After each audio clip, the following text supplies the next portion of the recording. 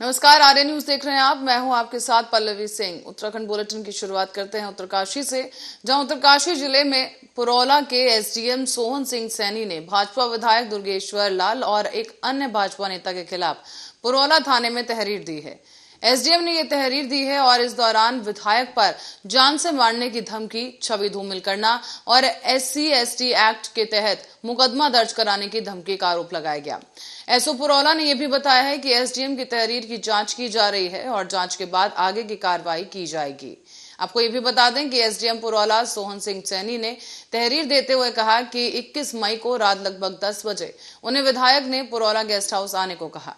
रात अधिक होने के कारण जब असमर्थता जताई गई तो उन्हें विश्वस्त सूत्र से पता चला था कि विधायक और उसके समर्थक उसके साथ अभद्रता कर सकते हैं। तहरीर में यह भी कहा गया कि अगले ही दिन मैं विधायक से मिलने गया तो उन्होंने गेस्ट हाउस में मिलने से इनकार कर दिया और कहा कि मैं तुमसे बाजार में मिलूंगा। तहरीर में आरोप लगाया गया है कि विधायक दुर्गेश्वर लाल ने अगले ही दिन पुरौला बाजार में हंगामा कर दिया।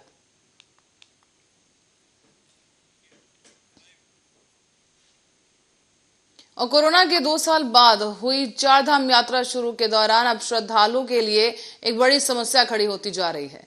यहाँ आपको बता दें कि श्रद्धालुओं की भीड़ तो बढ़ रही है, लेकिन ट्रांसपोर्ट सेक्टर को लाभ नहीं मिल पा रहा। दर्शन के लिए स्लॉट सिस्टम लागू होने की वजह से यात्री अपनी बुकिंग्स को रद्द करने लगे हैं। ये वो यात्री हैं जिन्होंने जल्दी दर्शन करने की उम्मीद में शुरुआती दौड़ में ही गाड़ियां बुक कर ली थी, लेकिन अब दर्शन के लिए स्लॉट में देर होने की वजह से, देर के नंबर मिलने की वजह से वो आने को तैयार नहीं। इससे ट्रांसपोर्ट मायूस है। शनिवार को भी गढ़वाल मंडल की प्रमुख मोटर कंपनी GMOU के अध्यक्ष जीत सिंह पटवाल ने विधानसभा अध्यक्ष ऋतु खंडूडी और सीएम पुष्कर सिंह धामी को ज्ञापन भेजते हुए पहले की तरह ही यात्री संख्या बढ़ाने की मांग कर दी है। उन्होंने कहा कि लोग लगातार बुकिंग कैंसिल करवा रहे हैं। इससे जहां ट्रांसपोर्ट को नुकसान हो रहा है, वहीं राज्य की छवि पर भी असर पड़ रहा है। साथ ही उत्तराखंड परिवहन महासंघ के अध्यक्ष सुधीर राय का कहना है कि उनकी खुद की 3 बुकिंग रद्द हो चुकी हैं। यही स्थिति बाकी ट्रांसपोर्ट के साथ भी है। और राय ने यह भी बताया कि दर्शन के लिए बनाए गए स्लॉट सिस्टम में भी काफी विसंगति है।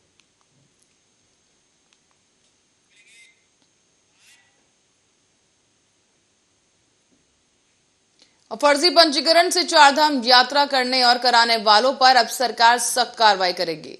पुलिस को इसके लिए दिशा निर्देश भी जारी कर दिए गए हैं और अब यात्रियों से केवल पर्यटन विभाग के पोर्टल और एप्लीकेशन के जरिए ही पंजीकरण कराने की अपील करते हुए कहा गया है। किसी भी दूसरी वेबसाइट से पंजीकरण नहीं कराया जा सकता। और पर्यटन सचिव दिलीप जावलकर ने कहा है कि फर्जी पंजीकरण कराने में सहयोग करने वाले साइबर कैफे और अन्य सहयोग करने वालों के खिलाफ भी कार्रवाई होगी। फर्जी पंजीकरण के अभी तक करीब 80 मामले सामने आ चुके हैं और ऐसे लोगों को यात्रा पर जाने से भी रोका जा रहा है।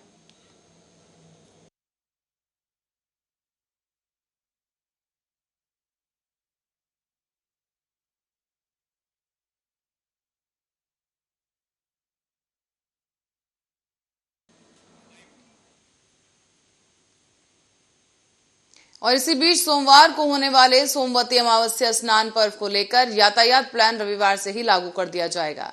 रविवार की दोपहर से ही लेकर सोमवार के लेकर ये स्नान पर्व में सकुशल संपन्न होने तक हरिद्वार और दिल्ली हाईवे पर भारी वाहन नहीं दौड़ सकेंगे।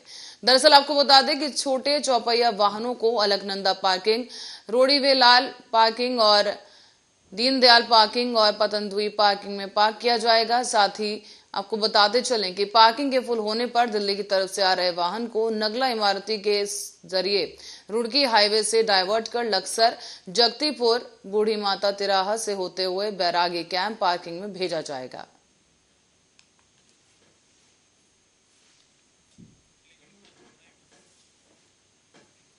और इस बीच चारधाम यात्रा में अब तक 104 यात्रियों को अपनी जान गंवानी पड़ी है।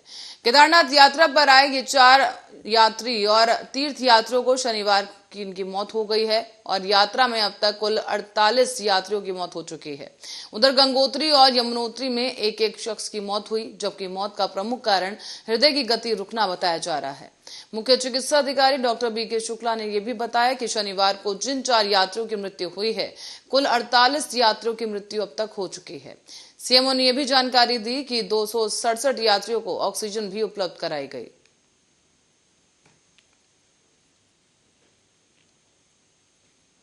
और उत्तराखंड विधानसभा का बजट सत्र आगे बढ़ाने की पूरी संभावना दिख रही है, क्योंकि राज्यसभा चुनाव और चारधाम यात्रा के पूरे होने की वजह से और उनके शबाब पर होने की वजह से फैसला लिया जा सकता है।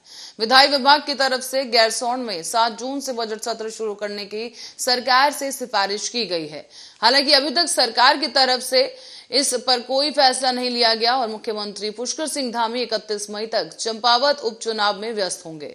इसके बाद 3 जून को उपचुनाव का परिणाम आना है। दूसरी ही तरफ विधानसभा सत्र शुरू होने के लिए पहले प्रस्ताव कैबिनेट बैठक में लाया जाना है।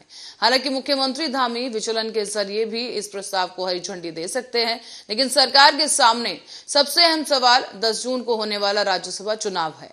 प्रस्तावित तिथि से सरकार अगर विस यंत्र को करीब हरी झंडी देती है तो फिर चुनाव संपन्न कराने के लिए विधानसभा स्टाफ को एक दिन पहले ही देहरादून आना पड़ेगा। अगर चुनाव निर्विरोध नहीं होते तो फिर विधायकों को भी देहरादून आना पड़ेगा। ऐसे में सरकार भी फिलहाल दुविधा में है।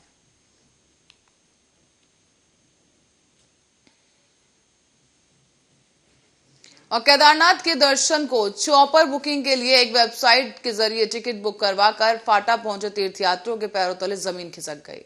वहां इन टिकटों की जांच की गई तो ये फर्जी पाए गए हैं और इस मामले में अब साइबर क्राइम पुलिस स्टेशन से तहरीर रायपुर थाने भेजी गई। इसी के बाद पुलिस ने मुकदमा दर्ज करते हुए जांच शुरू कर दी है और साइबर धोखाधड़ी को लेकर मनोज लाल निवासी रायपुर ने ये तहरीर दी और बताया कि केदारनाथ दर्शन को लेकर उनके 3-4 परिचितों ने 16 और 20 मई को फाटा से चॉपर की टिकटें बुक कराई थी। मुकुल कोहली का यह भी कहना है कि मुकुल कोहली नाम के इस ट्रैवल एजेंट के जरिए इन टिकट्स को बुक किया गया था और इसके लिए 90,000 रुपए भी दिए गए थे।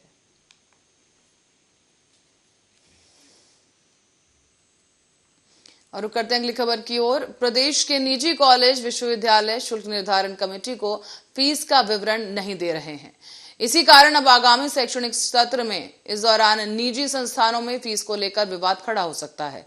हालांकि इस बीच कमेटी ने स्पष्ट कर दिया है कि बिना कमेटी से मंजूर कराए फीस वसूलने पर संस्थानों में एडमिशन पर रोक या फिर मान्यता भी रद्द की जा सकती है। प्रदेश के सभी निजी शिक्षण संस्थानों की फीस निर्धारित करने के लिए शुल्क निर्धारण कमेटी का प्रावधान है। उच्च शिक्षा विभाग ने 3 साल बाद अब जस्टिस महबूब अली की अध्यक्षता में इस कमेटी का विधिवत गठन कर दिया है। साथ ही कमेटी कॉलेजों के बैलेंस शीट और अन्य सुविधाओं के आधार पर फीस का निर्धारण करेगी। लेकिन आपको ये भी बता दें कि 2 नोटिस के बाद भी कमेटी के पास महज 3 दर्जन कॉलेजों ने ही फीस विवरण जमा किया है, जबकि निजी संस्थानों की कुल संख्या 150 से अधिक है।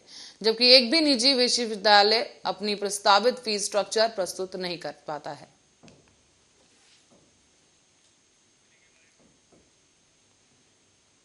खबर उधम सिंह नगर से है, जहां जिले के बिंदुक्ता क्षेत्र में झोला छाप से इलाज कराने के दौरान तबीयत बिगड़ने पर हल्द्वानी सुशीला तिवारी अस्पताल में भर्ती कराए गए।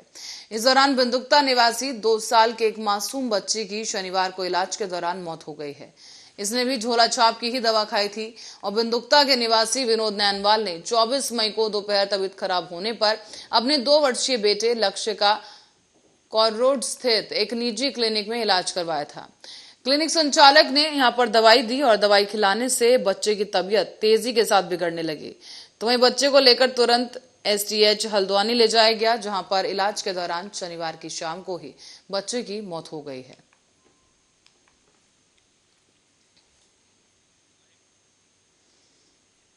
और चारधाम के प्रथम पड़ाव यमुनोत्री का सफर आने वाले दिनों में न सिर्फ सुगम होगा बल्कि उम्रदराज लोग भी वहां आसानी से पहुंच सकेंगे।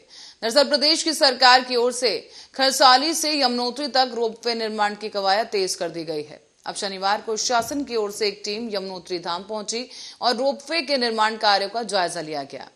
यहाँ के 3.5 किलोमीटर लंबे इस रोपवे के बनने पर श्रद्धालु सिर्फ 9 मिनट में धाम पहुंच सकेंगे। आपको बता दें कि पर्यटन और तीर्थाटन के मद्देनजर आवागमन को सुगम बनाने पर राज्य सरकार का खास फोकस है। डीएम अभिषेक रोहेला ने बताया है कि यमुनोत्री रोलवे परियोजनाओं को SRM इंजीनियरिंग LLP और FIL इंडस्ट्रीज प्राइवेट लिमिटेड के संयुक्त उद्यम संघ द्वारा लिया जा रहा है। कहा यह भी गया है कि उत्तराखंड पर्यटन विकास बोर्ड ने हाल ही में बहुप्रेक्षित योजनाओं के लिए स्थापना के लिए स्वीकृति की अधिसूचना जारी कर दी है। इसके बाद अब शनिवार को भी UTDB के प्रतिनिधियों के साथ डेवलपर और जनप्रतिनिधियों ने खासतौर पर खरसाली में एक लोअर टर्मिनल स्टेशन और यमुनोत्री में अपर टर्मिनल स्टेशन के लिए साइट का दौरा किया। रोपवे परियोजना की स्थापना लगभग 1 करोड़ रुपए की लागत से की जाएगी।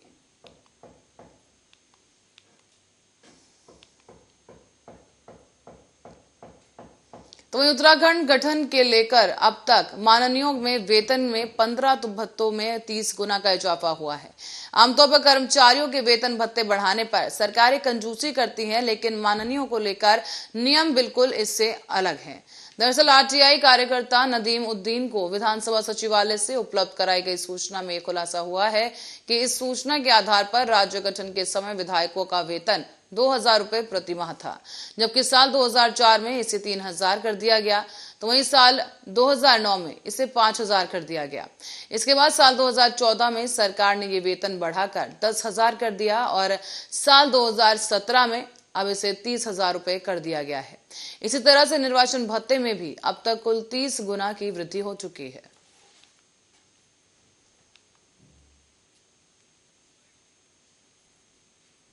और इस बीच सरकार की ओर से अपात्र राशन कार्ड धारकों के खिलाफ सख्त कार्रवाई की घोषणा के बाद अब जो अपात्र लोग हैं वो बड़ी संख्या में खुद ही राशन कार्ड वापस कर रहे हैं।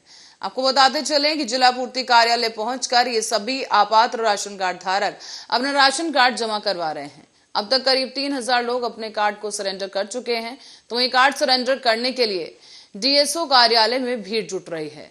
दरअसल सरकार की ओर से अपात्र राशन कार्ड धारकों को 31 मई तक अपने कार्ड सरेंडर करने को कहा गया है।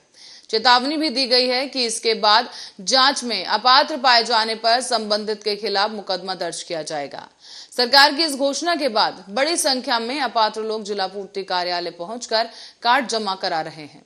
जिला पूर्ति अधिकारी जसवंत सिंह कंडारी ने बताया है कि अब तक 3,000 लोग कार्ड जमा करवा चुके हैं। साथ ही पात्र और अपात्र लोग लेकर असमंजस की स्थिति फिलहाल बनी हुई है। लेकिन आपको ये भी बता दें कि वर्तमान में 3 प्रकार के कार्ड बनाए जा रहे हैं। इनमें से अंत्योदय राष्ट्रीय खाद्य योजना का सफेद कार्ड और इससे ऊपरी वर्ग के लोगों को पीला कार्ड दिया जा रहा है।